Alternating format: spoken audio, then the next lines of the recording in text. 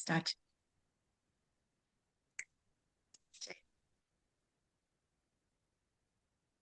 మంగళాచరణం. ఓం అజ్ఞానతిమిరాంధస్య ఓం అజ్ఞానతిమిరాంధస్య జ్ఞానాంజనశలాకయ చక్షురున్మీలితం యేన తస్మై శ్రీగురువే నమః. శ్రీచైతన్యమనోభీష్టం స్థాపితం యేన భూతలే స్వయం రూపः కదా మह्यं దదాతి స్వపదాంతికం. వందేహం శ్రీగురుం శ్రీయుతపదకమలం శ్రీగురున్ వైష్ణవాం చ శ్రీరూపం సాగ్రజాతం సహగణా రఘునాథాన్వితం తం సజీవం సాద్వైతం సావధూతం పరిజనసహితం కృష్ణ చైతన్యదేవం శ్రీరాధాకృష్ణ పాదాన్ సహగణా లలిత శ్రీవిశాఖాన్వితాం చ హే కృష్ణ కరుణా సింధు దీనబంధో జగత్పతే గోపేశ గోపికా కాంత రాధాకాంత నమోస్తుతే. తప్త కాంచన గౌరాంగీ రాధే బృందావనేశ్వరి వృషభానుసుతే దేవి ప్రణమామి హరిప్రియే. నమ ఓం విష్ణుపాదాయ కృష్ణపృష్ఠాయ భూతలే శ్రీమతే భక్తివేదాంత స్వామిన్నితి నామినే నమస్తే సారస్వతే సరస్వతే దేవే గౌరవాణి ప్రచారిణే నిర్విశేష శూన్యవాది పాశ్చాత్య దేశతారిణే. వాంఛకల్పతరుభ్యశ్చ కృపా సింధుభ్య ఏవ చ పతితానాం పావనేభ్యో వైష్ణవేభ్యో నమో నమః. శ్రీకృష్ణ చైతన్య ప్రభు నిత్యానంద శ్రీ అద్వైత గదాధర శ్రీవాసాది బృంద. హరే కృష్ణ హరే కృష్ణ కృష్ణ కృష్ణ హరే హరే హరే రామ హరే రామ రామ రామ.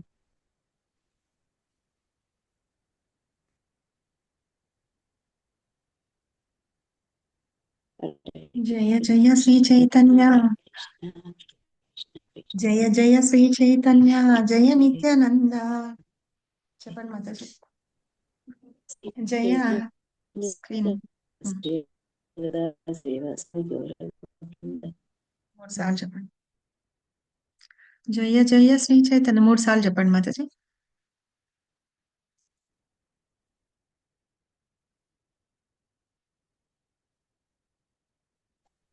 వెళ్ళిపోయింది మాతాజీ. హరే కృష్ణ.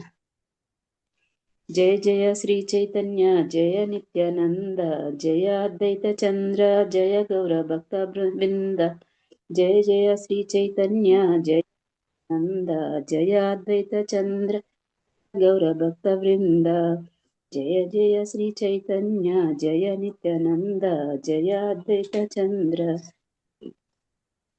ఓం నమో భగవతే వాసుదేవాయ ఓం నమో భగవతే వాసుదేవాయ ఓం నమో భగవతే వాసుదేవాయ. హరే కృష్ణ కృష్ణ కృష్ణ హరే హరే హరే రామ రామ రామ హరే హరే. హరే కృష్ణ. ప్రణామం. ధన్యవాద్.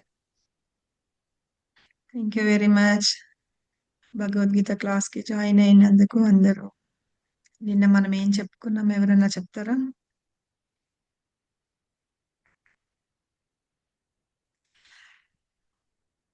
హరి బోల్.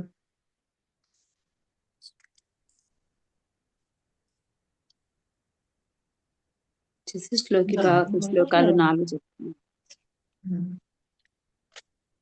చెప్పండి ఏం చెప్పుకున్నాము అందులో.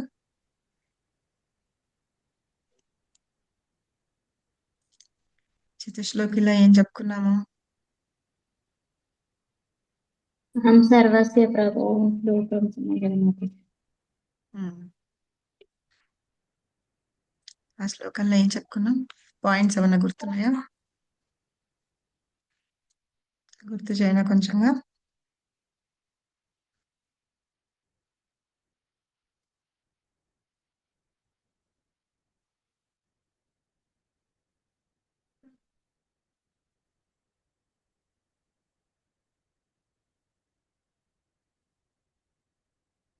సరే, ఇవి చతుశ్లోకి భగవద్గీత అని చెప్పుకున్నాము.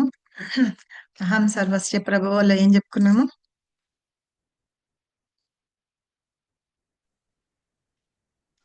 హరి బోల్. అనే కారణం మాతాజీ అన్ని తనపైనే ఆధారపడి ఉంటుంది. నెట్వర్క్ కట్ అయిపోతా ఉంది మాతాజీ. చెప్పండి. ఉమ్. అన్నిటికీ భగవంతుడే కారణభూతుడు అని చెప్పుకున్నాం. అందుకనే పెడుతున్నాను, మీరు చూసనే చెప్తారని. సో, వేరే ఉపనిషత్తులో వాటన్నిటిలో కూడా భగవంతుడి గురించి చెప్పి ఉన్నారు. తర్వాత 2 శ్లోకంలో నా శుద్ధ భక్తుల ఆలోచనలు నా యందే నిమగ్నమై ఉంటాయి. వారి జీవితంలో సంపూర్ణంగా నా సేవ వారికి అర్పణమైండును. నా గురించి ఒకరికొకరు బోధించుకొనొచ్చు మరియు చర్చించుకొనొచ్చు. నిరంతరము వారు గొప్ప సంతృప్తిని మరియు ఆధ్యాత్మికతను అనుభవిస్తారు. నా గురించి చర్చించుకుంటారని చెప్తున్నారు. శుద్ధ భక్తులు అనే వాళ్ళట భగవంతుడి గురించి చర్చించుకుంటూ ఉంటారట. వాళ్ళు ఎట్లా అంటే చేపని తీసుకొచ్చి నీళ్ళల్లో కాకుండా బయట పడేస్తే ఎలా విలవిలా తన్నుకుంటుంది చూసారా? అలా శుద్ధ భక్తులు భగవంతుడి నామం కానీ భగవంతుడి ఇది కానీ లేకపోతే గనక వాళ్ళు అలా ఉంటారట. అది చెప్తున్నారు అనమాట. సో అలాగా వాళ్ళు ఎప్పుడూ నా గురించి చర్చించుకుంటూ ఉంటారు అని చెప్తున్నారు. తర్వాత ఈ శ్లోకంలో ఏం చెప్పారు? తేషాం సతతయుక్తానం భజతాం ప్రీతిపూర్వకం దదామి బుద్ధియోగంతం యోనమామోపయాంతి. ప్రేమతో నా సేవైందు నిరంతరాసక్తులైన ఇండు వారికి నన్ను చేరగల బుద్ధి యోగమును నేను సగదును. మీరు ఏమంటే మరి ప్రేమతోటి నాకు సేవ చేస్తారనుకోండి, ఆ సేవ చేస్తే ఉంటే ఒకవేళ మధ్యలో ఏమన్నా డిస్టర్బెన్స్ వస్తే గనక ఆ బుద్ధిని నేను ఇస్తాను. పైగా అలా ఉండే వాళ్ళందరికీ బుద్ధి ఇచ్చి అది లాస్ట్ మూమెంట్ లో నా దగ్గరికి తీసుకెళ్ళిపోతాను అని చెప్తున్నారు అనమాట భగవంతుడు ఇక్కడ. నేను సింపుల్ గా చెప్పట్లేదా? మీకు అర్థం కావట్లేదా? గుర్తులేవా? లేకపోతే మాతాజీ నెక్స్ట్ ఏంటి? శ్లోకాలో ఏంటంటే స్వామి హృదయాలలో ఉంటారు. ఉమ్, అర్థమవుతోంది. ప్రత్యేకమైన కరుణ చూపిస్తారు. ఎవరైతే శుద్ధ భక్తి చేస్తారో నిరంతరంగా స్వామిని తలుచుకున్న వారి హృదయాల్లో ఉంటారని చెప్పేసి అన్నారు. కొంతమంది ఎగ్జాంపుల్స్ చెప్పుకున్నాము. ఉమ్. ఉమ్, ఎవరిది మన చెప్పాను? మనసులో ఉన్న చీకటిని ఆ స్వామి జ్ఞానజ్యోతి లాగా దీపం లాగా వెలుతురు నింపుతారు మాతాజీ. ఉమ్, ఎవరి ఎగ్జాంపుల్స్ చెప్పుకున్నాం మనం? కొంతమంది ఎగ్జాంపుల్స్ చెప్పుకున్నాం కదా, గుర్తుందా?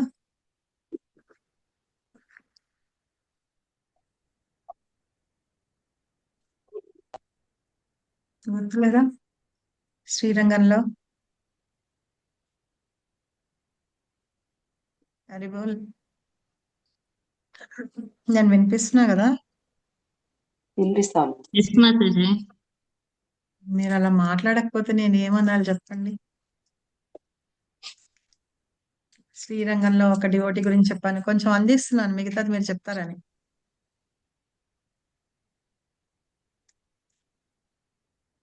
హరిబోల్. వేమూరి భవానీ మాతాజీ నేను ఇప్పుడే మీరు జాయిన్ అయ్యాను మాట్లాడుతున్నారు. మాతాజీ. ఏం అడిగారు? నాకు ఇప్పుడే జాయిన్ అయ్యాను మాతాజీ నేను. ఓకే, వరలక్ష్మి మాతాజీ మీరు కూడా నిన్న మనం ఏం చెప్పుకున్నామో అని అడిగాను. ఎవరు మాట్లాడకపోతే ఎగ్జాంపుల్స్ చెప్పాను, కొంతమంది డివోటీస్ అని చెప్పాను. పోనీ అని అందిస్తున్నా శ్రీరంగంలో ఒక భక్తుడి గురించి, ఆయన ఏం చేస్తున్నాడు అవి చెప్పండి అని. అంటే శ్రీరంగంలో ఒక భక్తుడు తనకి చదువు రాకపోయినా పుస్తకాన్ని తిరిగి తిప్పుతూ ఉంటే మరి ఏంటి నువ్వు అలాగా చూస్తున్నావని అంటేను కృష్ణుడు రథసారథిగా ఉన్నాడు అర్జునుడికి, అది చూసి నా కళ్ళమ్మటి నీళ్ళు వస్తున్నాయి అని చెప్పారు మాతాజీ. సూపర్ సూపర్, చైతన్య మహాప్రభుకి చెప్పారనమాట. అది నిజంగా మనం భగవంతుడి గురించి అర్థం చేసుకోవడం అంటే. ఇంకా మీకు ఎవరికి అర్థం కాలేదా అయితే? ఇంకొకటి గజేంద్రుడి గురించి చెప్పాము. బుద్ధి ఇస్తాను అన్నారు కదా, అవును మాతాజీ. గజేంద్రుడికి 1000 సంవత్సరాలు పోరాడి అప్పుడు ఆ ఉమ్, జ్ఞానం తెచ్చుకొని ఇంద్రజమున మహారాజా ఏనుగ్గా వచ్చాడు. అప్పుడు నువ్వు సర్వస్వ శరణాగతి లాగా మరి భగవంతుడిని వేడుకుంటే ఆ బుద్ధిని ఆయనే కలిగించాడని చెప్పారు. ఇక్కడ బుద్ధి అనేది మెయిన్ అని చెప్పారు మాతాజీ నిన్న. బుద్ధి అనేది మెయిన్. అది మనకి ఏంటంటే ఒకవేళ మనం భగవంతుడిని మర్చిపోయినా సరే భగవంతుడు ఏం చేస్తారంటే మనకి ఆ బుద్ధిని కలిగిస్తారనమాట. మనం భగవంతుడిని ప్రార్థించే బుద్ధి మనల్ని కలిగించి ఆయన తన దగ్గరికి తీసుకెళ్తారు అని. ఇంకొకళ్ళ గురించి చెప్పాను. ఒక రాజు, ప్రతాపరుద్ర మహారాజు, మహాప్రభు పడుకొని ఉంటే చెప్పానా అలాగా భక్తులు అనేవాళ్ళు ఎప్పుడు భగవంతుని కృప కావాలి అని చెప్పేసి కోరుకుంటూ ఉంటారన్నమాట. గోపి గీతలో శ్లోకం పాడతారు. పాడంగానే మహాప్రభు చాలా ఆనందించేసి ఆయన్ని ఆలింగనం చేసుకుంటారన్నమాట. సో ఇట్లాగా కొంతమంది భక్తుల పేర్లు చెప్పుకున్నాం మనం. ఇంకా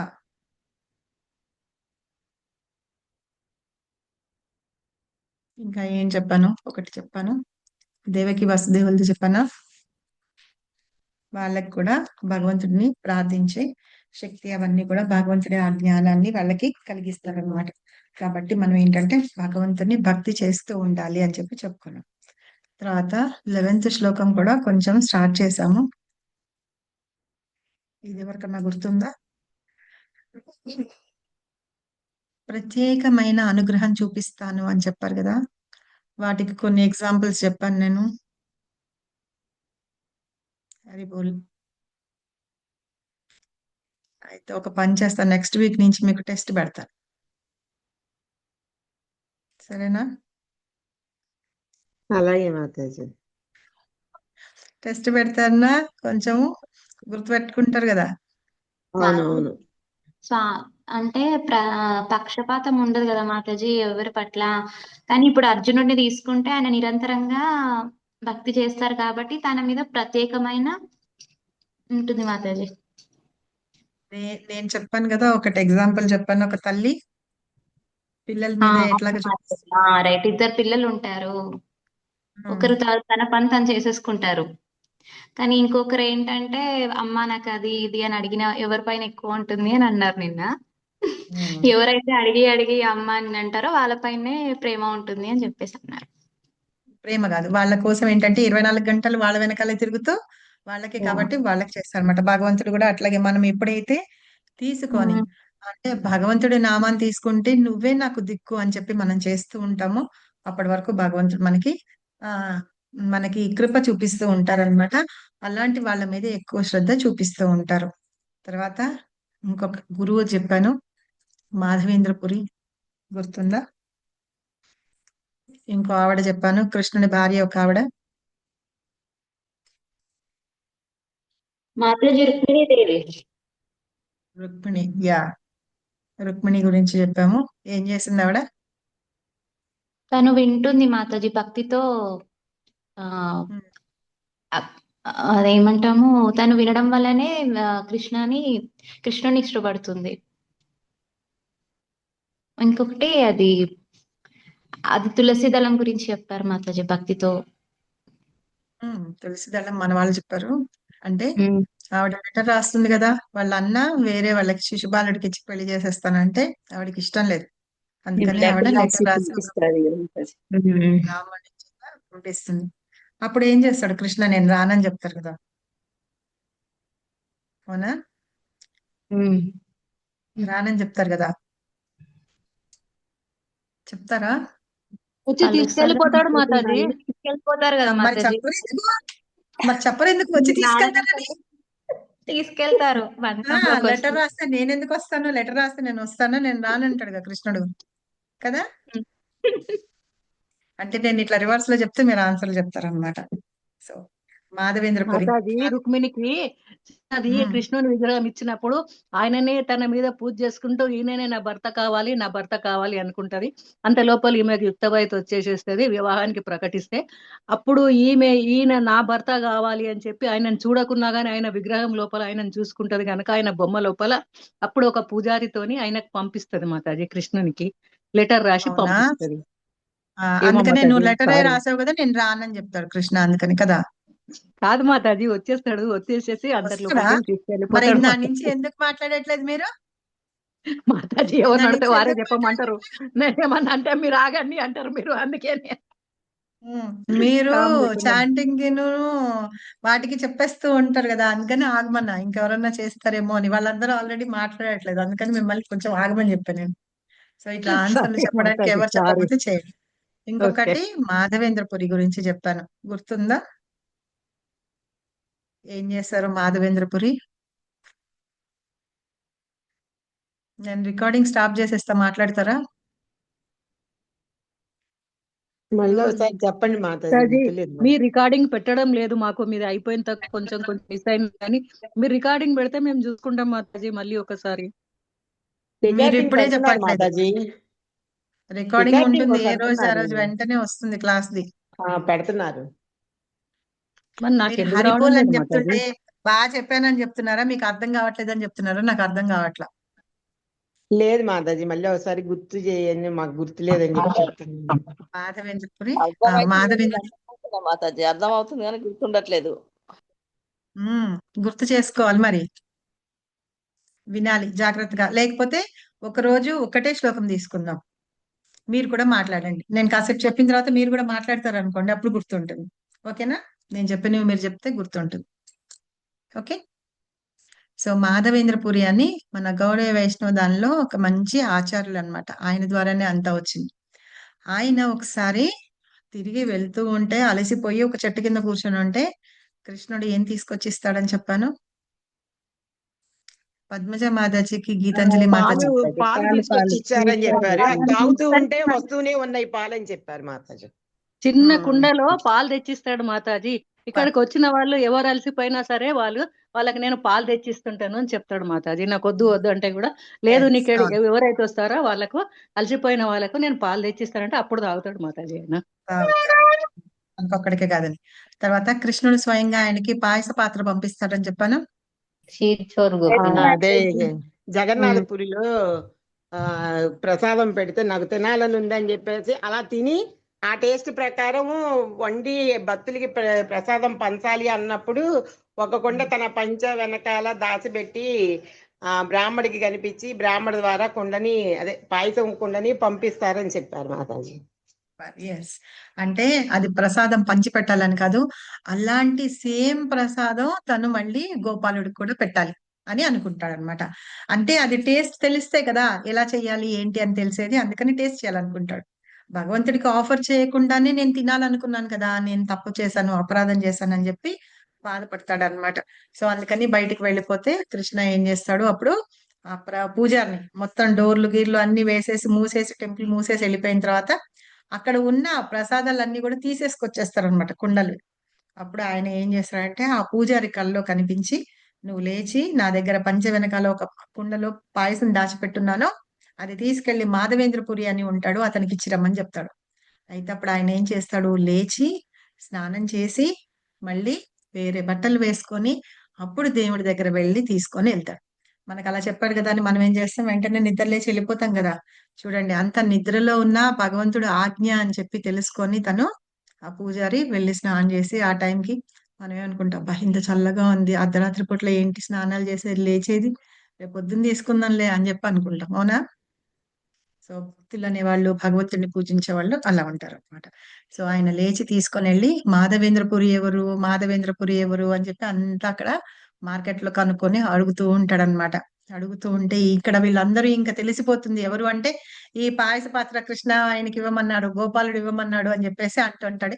ఇంకా ఓహో ఇప్పుడు ఇంకా ఏదైతే నేను ఫలానా అని తెలిసిపోతుంది, వీళ్ళందరూ నన్ను వదిలిపెట్టరు అని చెప్పి నేనే మాధవేంద్రపురి అని చెప్పేసి వెళ్తే అప్పుడు ఆ పాయస పాత్ర నీకు కృష్ణ ఇవ్వమని చెప్పారని చెప్పేసి ఆయనకి ఇస్తాడనమాట. సో అట్లాగా భగవంతుడు ఏం చేశాడంటే భక్తుల కోసం దొంగగా కూడా మారిపోయినాడు, భక్తుల కోసం రథసారథిగా కూడా అయిపోయినాడు అనమాట. అలాగా ఆయన అయి అన్ని చేస్తూ ఉంటారు. ఎందుకు అలా వచ్చి ఏంటంటే భక్తులకి తన ప్రేమని చూపించడానికి వస్తూ ఉంటారు అనమాట. అలా మనము నిన్న ఒక క్లాస్ వింటూ ఉన్నాను, ప్రభుపాద ఎవరిదో లెక్చర్ విన్నాను. అందులో చెప్తున్నారనమాట, మన హృదయం అంతా ఎలా ఉంటుందంటే ఒక పుష్పంలా.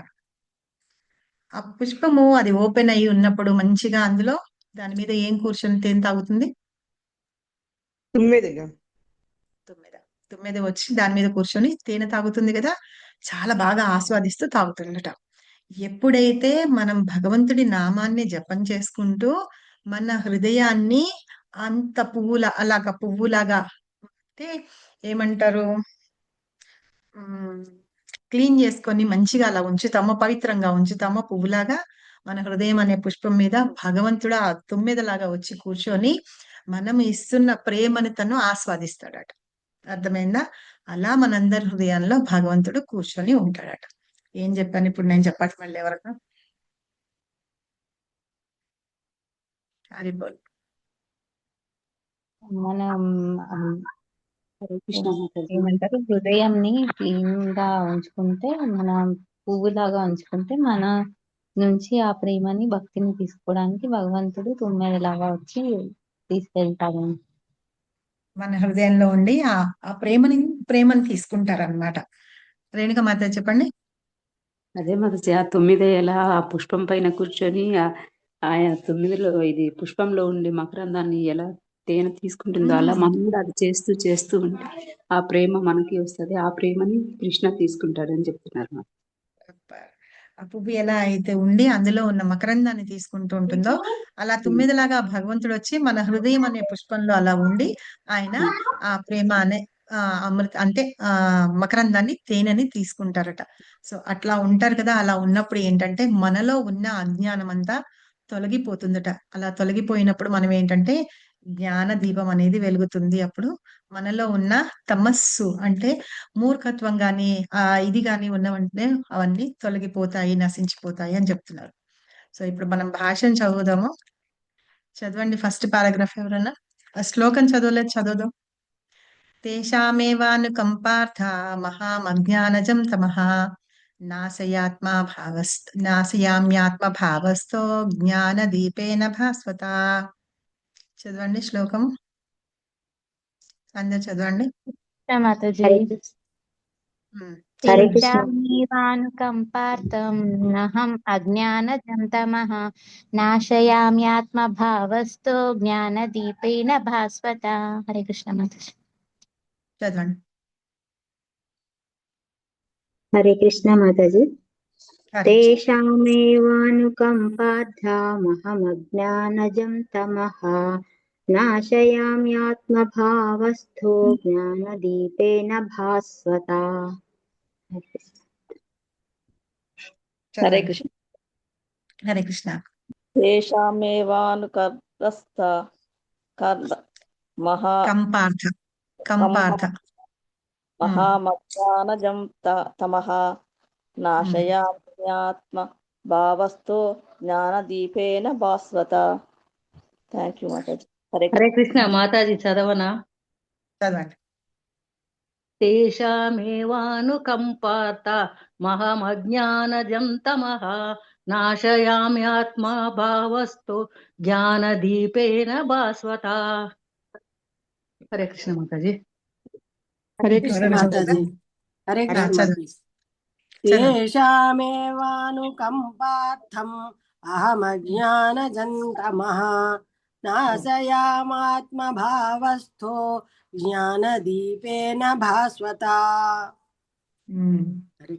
తేషమేవానుకంపార్థ మహమజ్ఞానజం తమః నాశయామ్యాత్మ భావస్థో జ్ఞానదీపేన భాస్వత. హరే కృష్ణ మాతాజీ. హరే కృష్ణ మాతాజీ. నేను చదవండి. తేషామేవానుకంపార్థ మహమజ్ఞానజం తమః నాశయామ్యాత్మ భావస్థో జ్ఞానదీపేన భాస్వత. హరే కృష్ణ. హరే కృష్ణ. ఇంకెవరైనా చదువుతారా? హరే కృష్ణ మాతాజీ. నేను చదువుతాను. చదవండి. తేషామేవానుకంపార్థం అహమజ్ఞానజం తమః నాశయామ్యాత్మ భావస్థో జ్ఞానదీపేన భాస్వత. ఇంకెవరైనా చదువుతారా? హరే కృష్ణ మాతాజీ. చదవండి. తేషాం సతతయుక్తానాం తేషామేవానుకంపార్థ 11. తేషామేవానుకంపార్థం అహమజ్ఞానజం తమః నాశయామ్యాత్మ భావస్థో జ్ఞానదీపేన భాస్వత. ఇప్పుడు మనము శ్లోకం నిన్న మాతాజీ అన్నారు చూసారా? శ్లోకాన్ని ఎట్లా అంటే ఇక్కడి నుంచి ఇక్కడి వరకు ఇది ఫస్ట్ లైన్ ఉంది చూసారా? దీన్ని 2గా విడగొడతాం అన్నమాట. ఇక్కడ తేషామేవాను కంపార్థ అహం అజ్ఞానజం తమః, ఇది ఒక పార్ట్, ఇది ఒక పార్ట్. అలాగే నాశయామ్యాత్మ భావస్థో జ్ఞానదీపేన భాస్వత, ఇట్లాగా దీన్ని విడగొట్టి చదువుతూ ఉంటే మనకి ఈజీగా ఉంటుంది. దీన్ని ఇట్లా చేసుకున్నా కూడా 4 లైన్ లాగా పెట్టుకొని చదవచ్చు. శ్లోకాలు గుర్తుండట్లేదు అని అన్నారు కదా, గుర్తుండాలి అంటే ఏంటంటే మనకి ఫస్ట్ ఇష్టం ఉండాలి. నిన్న నేను ఒక ఎగ్జాంపుల్ చెప్పాను, గుర్తుందా? సినిమా పాటల గురించి చెప్పాను. చిన్నపిల్లలకి కూడా అక్షరాలు నేర్పిస్తూ ఉంటే రాయిస్తూ ఉంటే ఏబిసిడీలు ఎలా ఉంటుందో అదే రోజు చేయిస్తూ ఉంటే ఎలా ఉంటుందో మనం కూడా రోజు కాసేపు అలా చదువుకుంటూ చెయ్యాలి. ఉంటే భగవద్గీత గాని భాగవతం గాని అలా గుర్తుంటుంటాయి అని చెప్పాను. ఉమ్. ఇంకొకటి వినడం కూడా చెప్పాను. వినేటప్పుడు ఏం చెప్పాను, పక్కింట్లో వాళ్ళ ఇంట్లో ఏమన్నా పాటలు వస్తున్నా, ఎవరైనా పాట పాడుతూ ఉన్నారనుకోండి, 4-5 సార్లు వినేటప్పటికి మనకు తెలియకుండానే నోట్లో మనం వచ్చేస్తుంది కాబట్టి మన నోట్లో మనం కూడా వచ్చేస్తుంది. అదే ఆ శ్లోకాలు అవి మీరు వింటూ ఉంటే అవి చెవుల ద్వారా లోపలికి వెళ్ళి మీకు వస్తూ ఉంటాయి అని చెప్పారు. అది అలాగా వింటూ వింటూ ఉంటే మనకి కూడా అవి వస్తూ ఉంటాయి అన్నమాట. రోజు మనం ప్రాక్టీస్ చేసుకుంటూ అట్లా వినొచ్చు. ఇంకొకటి ఏంటంటే, ఇప్పుడు దీనిలో ఒక మీనింగ్ ఉంటుంది. మీనింగ్ ఉంటుంది కదా, ఈ మీనింగ్ అంటే మనం తెలుసుకొని చదువుతూ ఉంటే గనక ఆ వర్డ్ గుర్తు రాకపోయినా ఆ మీనింగ్ వస్తుంది కదా, ఆ మీనింగ్ గుర్తు పెట్టుకుంటూ ఉంటే కూడా వర్డ్ గుర్తుకొచ్చేస్తుంది. సరేనా? ఇప్పుడు చూడండి, జ్ఞాన దీపేన భాస్వత అని, జ్ఞాన దీపం చేత ఆ జ్ఞానం వలన పుట్టిన తమస్సు నశింపజేయబడుతుంది. అంటే ఈ జ్ఞాన దీపాన్ని భగవంతుడు మనలో వెలిగిస్తాడు. అలా వెలిగించినప్పుడు ఏంటి, అజ్ఞానం తొలగిపోతుంది అన్నమాట. అలాగా వర్డ్ది మీనింగ్ గుర్తుపెట్టుకున్నా కూడా వస్తుంది, గుర్తుంటాయి అన్నమాట. ఎవరన్నా అనువాదం చదవండి. నేను చదువుతాను మాతాజీ. ఇంకెవరన్నా ప్రభుపాదికి జై. ఉమ్, నేను చదువుతున్నాను మాతాజీ. నేను చదువు. వారి ఏడ ప్రత్యేకానుగ్రహమును చూపుట కొరకు వారి హృదయములందు వసించుచు తేజోమయమైన జ్ఞాన దీపముచే అజ్ఞానము వలన పుట్టిన తమస్సును నశింప చేయుదును. హరే కృష్ణ మాతాజీ మీకు. Thank you. నెక్స్ట్ భాష్యం ఎవరన్నా చదువుతారా? నేను చదవనా మాత? చదవండి. శ్రీల సరే, ఇవాళ ప్రపాదకి నుంచి మనం కొత్త కొత్త టాస్క్ పెట్టుకుందాం. ఎవరైతే చదువుతారో వాళ్ళు దాని గురించి చెప్పాలి. మీకేం అర్థమైందో చదవండి. శ్రీ చదవండి చైతన్య మాతాజీ. మహాప్రభు హరే కృష్ణ హరే కృష్ణ హరే కృష్ణ హరే కృష్ణ కృష్ణ కృష్ణ హరే హరే హరే రామ రామ రామ హరే హరే అను మహామంత్రము సంకీర్తనమును వారణాసి పట్టణమునందు ప్రచారం చేయుచున్నప్పుడు వేల కొలది ప్రజలు అతని అనుసరింపసాగిరి. ఆ కాలమున వారణాసిలో గొప్ప పలుకుబడి కలిగిన పండితుడు ప్రకాశానంద సరస్వతి శ్రీ చైతన్య మహాప్రభు భావావేశ పరుడైనందుకు హేళన చేసెను. భక్తులైన వారు అజ్ఞానాంధకారంలో నుండి తత్వరీత్యా భావావేశ పరులై ఇందురని కొన్ని మార్లు కొందరు మాయావాది తత్వవేత్తలు భావించుటయే అందుకు కారణము. కానీ వాస్తవమునకు అది సత్యము కాదు. గొప్ప గొప్ప విద్వాంసులెందరో భక్తి తత్వమును గూర్చి సమగ్రముగా విశదపరిచిరి. కానీ భక్తుడు వాని గ్రంథముల నుంచి గాని ఆధ్యాత్మికాచారుని ఆదేశముల నుండి గాని లాభము పొందలేకున్నను అతడు శ్రద్ధతో భక్తియుక్త సేవయందు పాల్గొనినచో శ్రీకృష్ణుడు స్వయముగా అతని హృదయము నుండియే అతనికి తోడ్పడగలడు. కనుక శ్రద్ధతో కృష్ణ చైతన్యమునందు నెలకొనిన భక్తుడు ఎన్నడును జ్ఞానహీనుడుగా నుండజాలడు. సంపూర్ణ కృష్ణ చైతన్యమున భక్తియుక్త సేవ ఎందు నెలకొనుటే అతనికి కావలసినట్టి యోగ్యత. థ్యాంక్ యూ మాతాజీ. హరే కృష్ణ. Thank you. మీకేం అర్థమైంది చెప్పండి మాతాజీ. హరే రామ హరే కృష్ణ మంత్రాన్ని మహామంత్రాన్ని సంకీర్తనం ప్రచారం చేయడానికి శ్రీ చైతన్య మహాప్రభు వేల వాళ్ళందరినీ ఆయన ప్రచారం సంకీర్తన చేస్తుంటే ప్రజలందరూ కూడా ఆయనని అనుసరించారు మాతాజీ. కొంతమంది అజ్ఞానాంధకారంతో ఉన్న వాళ్ళు హేళన చేశారు. భక్తులైన వారు అజ్ఞానకారం నుంచి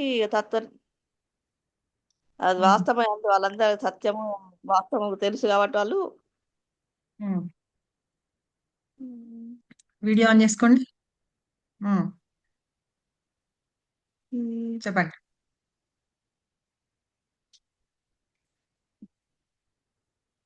ప్రకాశానంద శ్రీ చైతన్య హేళన చేశాను. భక్తులైన వారు అజ్ఞాంధకారం నుంచి తత్వరిత్ర భావేశపరులైన ఉంది కాబట్టి కొన్ని మార్లు కొందరు మాయా తత్వవేత్తలు ఉమ్, అద- అట్లాంటి వాటిని భావించుటే అందుకు కారణము.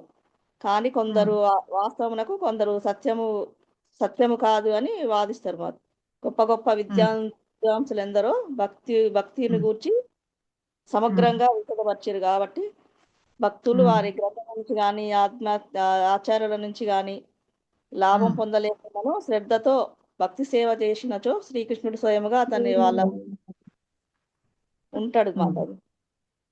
ఓకే. ఇంకెవరైనా చెప్తారా? ఇంకెవరికైనా ఏమైనా అర్థమైందా ఇక్కడ? హరే కృష్ణ మాతాజీ.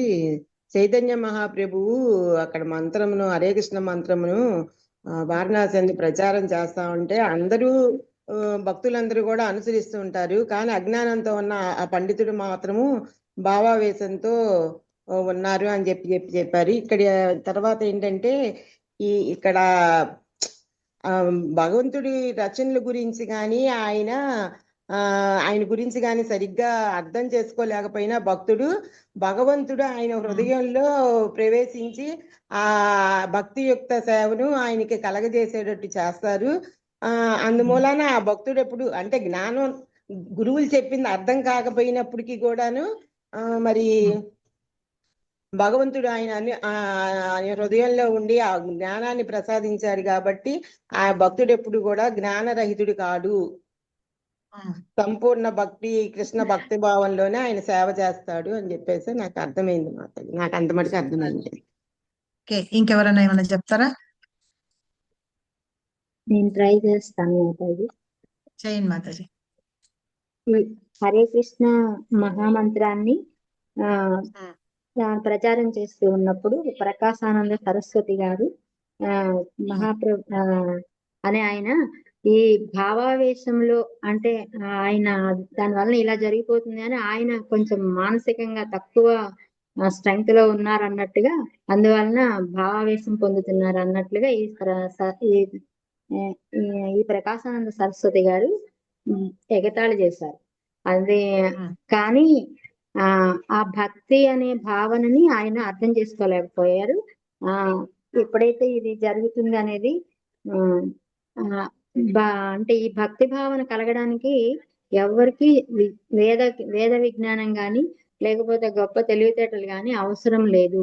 భగవంతుడిని అర్థం చేసుకుంటాం ఒక్కటే కావాలి. భగవంతుడే నాకు అన్ని ఇస్తారు, నేనేది పొందాలన్నా భగవంతుడిని అడగవచ్చు అన్న ఒక్క భావన ఉండడం ద్వారా మనం భగవంతుడు ఉండి మనం ఈ హరే కృష్ణ మహామంత్రాన్ని కానీ ఏదైనా భగవంతుడి పాదాలను కానీ పట్టుకోవాలంటే అప్పుడు అలా పలికినప్పుడు భగవంతుడు మనకి తప్పకుండా మన హృదయంలో ఉండి మనకి సహాయం చేస్తారు, మనని పైకి రావడానికి హెల్ప్ చేస్తారు అని అనుకుంటున్నాను అన్నమాట.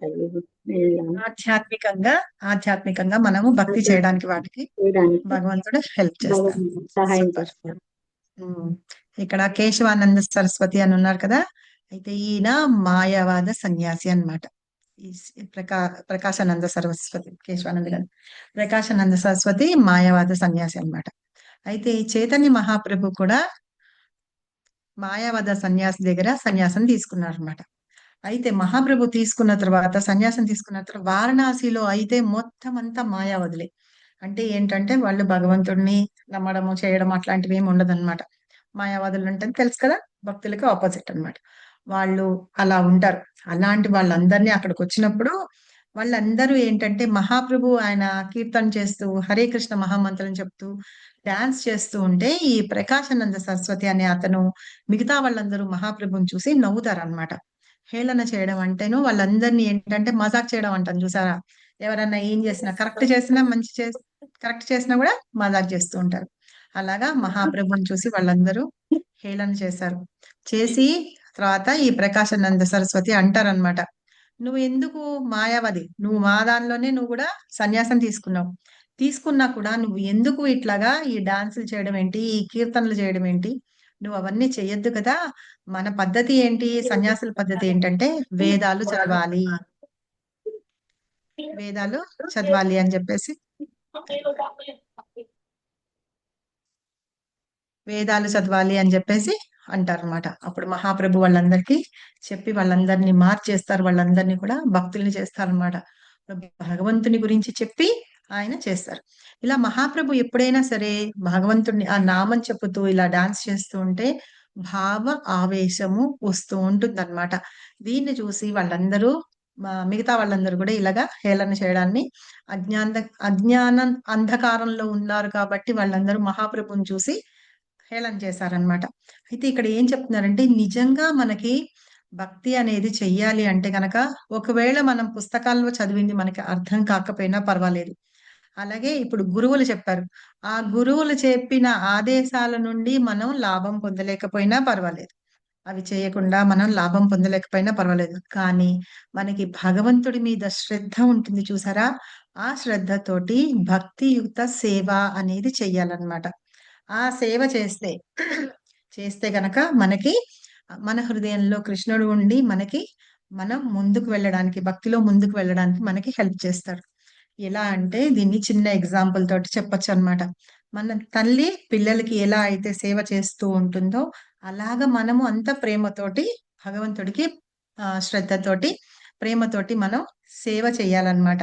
కాబట్టి అలా ఉన్నప్పుడు ఏంటంటే మనము కృష్ణ చైతన్యంలో ఉంటాము, భక్తులుగా కూడా ఉంటాం అన్నమాట. అప్పుడు మనకి అజ్ఞానం అనేది వెళ్ళిపోతుంది. కాబట్టి కృష్ణ చైతన్యంలో ఉండడము అంటే ఏంటంటే భక్తియుత సేవ చేయడం అనేది మెయిన్ యోగ్యత. అదే కావాల్సినట్టుది. నేను పెద్దగా చదువుకోలేదు, నాకు చదవడం రాదు, రాయడం రాదు, నాకు ఇంకేమన్నా చెబితే కూడా తెలియదు. అలా అనగానే మీకు ఎవరు గుర్తుకు రావాలి? శ్రీరంగంలో ఆ బ్రాహ్మణుడు ఉన్నాడు చూసారా? అలాగా ఏం లేకపోయినా పర్వాలేదు, కృష్ణునికి మనం భక్తితోటి సేవ చేస్తున్నామా అనేది కావాలి. గురువు ఆజ్ఞ పాటించడానికి తను చేశాడు, కానీ తనకి చదవడానికి రాదు. మిగతా వాళ్ళందరూ చూసి నవ్వుకుంటున్నారు, అయినా సరే పర్వాలేదు, నాకు వాళ్ళని నవ్వుకొని ఏమన్నా చేసుకొని, కానీ నా గురువు చెప్పారు అయినా సరే కృష్ణుడు ఎంతగానో ఎట్లాగా రథసారథి అయిపోయినాడు, అంత కృష్ణుడు వచ్చి రథసారథి అయినాడు. అలాగనమాట. సో మనం భగవంతుణ్ణి అలా నమ్మాలి అని. నేను ఒక స్టోరీ కూడా చెప్పాను, మీకు గుర్తుందా? తెలిసిన వాళ్ళు కాదు, మన వాళ్ళు కాకుండా మిగతా వాళ్ళు చెప్పండి. ఒక చెప్పులు కుట్టేవాతను ఉంటాడు, ఒక బ్రాహ్మణుడు ఉంటాడు. కృష్ణుడు ఏం చేస్తున్నాడు అని నారదుడిని అడిగితే అతను చెప్తాడు, నారదుడు వచ్చి చెప్తాడు, సూది యొక్క ఆ మొన ఉంటుంది చూసారా, చిల్లు ఉంటుంది కదా, దారం దూరుస్తాం, అందులోంచి ఒక ఏనుగుని బయటకు తీయడానికి ట్రై చేస్తున్నారు అని చెప్తాడు. బ్రాహ్మణుడు ఏం చేస్తాడు? గుర్తొచ్చిందా స్టోరీ? గుర్తుంది మాతాజీ. మాతాజీ గుర్తుంది. గుర్తుందా? మాతాజీ. బ్రాహ్మణుడు ఏమంటాడు? అదెలా జరుగుతుంది అంటాడు. ఎట్లా చేస్తారు? వాడేమంటాడు? చెప్పులు కుట్టే అతను ఏమంటాడు? ఎందుకు చిన్న విత్తులో నుంచి అంత పెద్ద వృక్షము రాగాలేంది, ఈ దీన్ని దూర్చడం నాకు అసాధ్యమా అని అంటాడు మాతాజీ. విజయమాత చెప్పండి. సాధ్యం అంటారు మాతాజీ. చిన్న మర్రి పెద్ద మర్రి వృక్షము చిన్న మర్రి విత్తనంలోని ఆ విత్తనంలో నుంచి పుట్టించగలిగిన ఆయన ఎంత ఏనుగుని అందులో నుంచి పంపించలేదా? జరిగే ఉంటుంది అంటారు. భగవంతుడు ఏదైనా చేయగలడు, నా దేవుడు ఏదైనా చేయగలడు. అది శ్రద్ధ అన్నమాట. భగవంతుడి మీద నమ్మకము, శ్రద్ధ అలా ఉండాలి. అలా ఉంటే గనక అన్ని మెరాకిల్స్ జరిగిపోతాయి. మనకి ఏం తెలియకపోయినా సరే పర్వాలేదు, భగవంతుడు ఎవరు అనే విషయం మనం తెలుసుకోవాలన్నమాట. మనం ఆ భక్తియుత సేవలో నెలకొని ఉండడమే మనం భక్తి మార్గంలో ముందుకు వెళ్ళడానికి యోగ్యత. మన క్వాలిఫికేషన్ ఏంటి? మనకి ఏం అవసరంలా. నేను డబ్బులు ఉన్నాయా, డబ్బులు లేవా, అందంగా ఉన్నానా లేదా, చదువు ఉందా లేదా, ఒక డిగ్రీలు ఉన్నాయా, ఏమీ అవసరంలా. ఆడ మగ, నేను ఈ జాతికి చెందిన వాళ్ళ, ఈ వర్ణాశ్రమానికి ఏమీ అవసరం లేదు. సరేనా? భగవంతుడి మీద శ్రద్ధ భక్తితోటి మనం సేవ చేయడమే మనకి ఉండే పెద్ద యోగ్యత అన్నమాట. దాని గురించి చెప్తున్నా. ఓకే, నెక్స్ట్ పారాగ్రాఫ్ చదవండి ఎవరైనా. హరే కృష్ణ మాతాజీ, నన్ను చదవమంటారా? చదవండి. ఎక్కడి నుంచి చదవాలి మాతాజీ? యుక్తాయుక్త విచక్షణ. యుక్తాయుక్త విచక్షణ లేకుండా ఎవరును శుద్ధ జ్ఞానమును పొందజాలరని ఆధునిక తత్వవేత్తలు భావింతురు. అట్టి వారికి దేవాది దేవుడు ఈ శ్లోకమునందు తగు సమాధానం ఇచ్చెను. శుద్ధ భక్తి యుక్త సేవ యందు నెలకొనినట్టి వారు తగినంత విద్య లేకున్నను, వైదిక సిద్ధాంతాలను గూర్చి తగినంత జ్ఞానం లేకున్నను, ఈ శ్లోకములో తెలుపబడినట్లు దేవాది దేవుని సహాయమును తప్పక పొందుదురు. కంటిన్యూ చేయమంటారా మాతాజీ? దీనికి మీనింగ్ చెప్పి నెక్స్ట్ కంటిన్యూ చేయండి. నన్ను చెప్పమంటారా మాతాజీ? చెప్పండి. అంటే మనకి ఈ యుక్తాక్త విచక్షణ లేకుండా ఎవరు శుద్ధ జ్ఞానము పొందజాలరు. ఆధునిక తత్వవేత్తలు అంటే మనకి శుద్ధ జ్ఞానం ఉండాలి, అంత తత్వవేత్త ఉండాలి, అదంతా ఉండాలి, అప్పుడే మీరు ఇది అర్థం చేసుకోగలుగుతారు, పొందజాలగలుగుతారు అని చెప్పి తత్వవేత్తలు అనుకుంటారు అనమాట. కానీ అట్టి వారికి దేవాది దేవుడు ఈ శ్లోకం నందు తగు సమాధానం ఇచ్చాను. కానీ ఇందులో కృష్ణుడు మనకి సమాధానం ఇచ్చాడు అనమాట. ఈ శ్లోకంలో ఏంటంటే, శుద్ధ భక్తి యుక్త సేవ యందు నెలకొనిన బట్టి వారు తగినంత విద్య లేకున్నా, అంటే పరిపూర్ణ భక్తి ఉన్నవాళ్ళు, పూర్తి సరెండర్ ఉన్నవాళ్ళు, వాళ్ళకి విద్య లేకపోయినా, అంటే చదువు లేకపోయినా, అయితే లేకపోతే వైదిక సిద్ధాంతాలు తెలియకపోయినా కూడా, వాళ్ళు జ్ఞానం లేకున్నా కూడా ఈ శ్లోకంలో తెలుపబడినట్టు దేవాదేవుని సహాయం, అప్పుడు భగవంతుడి సహాయం తప్పకుండా వాళ్ళు పొందుతారనమాట. ఏ విద్య లేకున్నా, జ్ఞానం లేకున్నా కూడా కృష్ణుని పొందగలుగుతారు అన్నమాట. అది అయితే మనకి ఏం చెప్తారంటే, పలానాది కావాలి, భగవంతుని భక్తి చేయాలి అంటే మనకి ఇది ఉందా, అది ఉందా, నువ్వేంటి, ఇది అలాంటివి ఏమీ అవసరం లేదనమాట. ఎలా అయితే ఆ చెప్పులు కుట్టే అతనికి ఏం విద్య ఉంది, ఏం వేదాలు చదువుకున్నాడు? వేదాలు అన్ని చదువుకొని అంత పెద్ద స్కాలర్ అయి ఉన్న బ్రాహ్మణుడే అన్ని చదువుకున్న జ్ఞానం ఉన్న అతన్నే అజ్ఞానుడిగా బిహేవ్ చేశాడు. అది ఎలా సాధ్యం అవుతుంది అన్నాడు. అంటే భగవంతుడు అని తెలుసుకున్నా గానీ అతనికి ఆ జ్ఞానం లేదు, ఆయన ఏమన్నా చేయగలడని. ఆ జ్ఞానం ఎవరికి ఉంది? ఈ చెప్పులు కుట్టే అతనికి ఉందన్నమాట. కాబట్టి భగవంతుణ్ణి మనం పొందాలి, ఆయన సహాయం పొందాలన్నా, ఆయన ప్రేమ పొందాలన్నా మనకి కావాల్సింది ఎలాంటి అర్హత ఏమీ లేదు. మనం భక్తితోటి శ్రద్ధతోటి భగవంతుణ్ణి పూజిస్తున్నామా, భక్తి చేస్తున్నామా, అదొక్కటే అన్నమాట కావాల్సింది. ఎప్పుడైతే నేను ఇలా చేస్తాను అని అనుకుంటామో అప్పుడు మనకి భగవంతుడు స్వయంగా ఆయన సహాయం చేస్తారు. అందుకోసమని ఒక పెద్ద బ్యారియర్ కానీ క్వాలిఫికేషన్స్ కానీ ఏమీ అవసరం లేదని ఇక్కడ కృష్ణ మనకి ఆన్సర్ చెప్తున్నారు అనమాట భగవద్గీతలో. ఓకే, నెక్స్ట్ పారాగ్రాఫ్ చదవండి మాతాజీ. పరతత్వమైన తనను కేవలం మానసిక కల్పనల ద్వారా అవగాహన చేసుకొనుట సాధ్యపడదని శ్రీకృష్ణ భగవానుడు అర్జునుడకు బోధించెను. పరతత్వమైన భగవానుడు మహత్తరుడు డగుటచ్చే మానసిక కల్పనల ద్వారా అతనిని అవగాహనము చేసుకొనుట లేదా పొందగలుగుట అసాధ్యము. మానవుడు భక్తి లేకుండా మరియు పరతత్వమునందు అనురాగము లేకుండా కోట్లాది సంవత్సరములు మానసిక కల్పనలను కొనసాగించినను పరతత్వము శ్రీకృష్ణుని ఎరుగజాలడు. కేవలం భక్తియుక్త సేవ ద్వారానే పరతత్వమైన శ్రీకృష్ణుడు సంతృప్తి చెంది ఊహాతీతమైన తన అంతరంగిక శక్తి ద్వారా శుద్ధ భక్తుని హృదయమును తనను తాను వ్యక్తము చేసుకొనగలడు. శుద్ధ భక్తుని హృదయమునందు ఎల్లప్పుడూ శ్రీకృష్ణుడుండును. సూర్య సమూడైన శ్రీకృష్ణుని అట్టి ఉనికిచే భక్తుని హృదయమునందలి అజ్ఞానాంధకారము వెంటనే పటాపంచలైపోవును. ఇదియే శ్రీకృష్ణుడు తన శుద్ధ భక్తుల పట్ల చూపు ప్రత్యేకమైన కృపయ్య ఉన్నది. చెప్పండి మాతాజీ, మీకేం అర్థమైంది ఇందులో?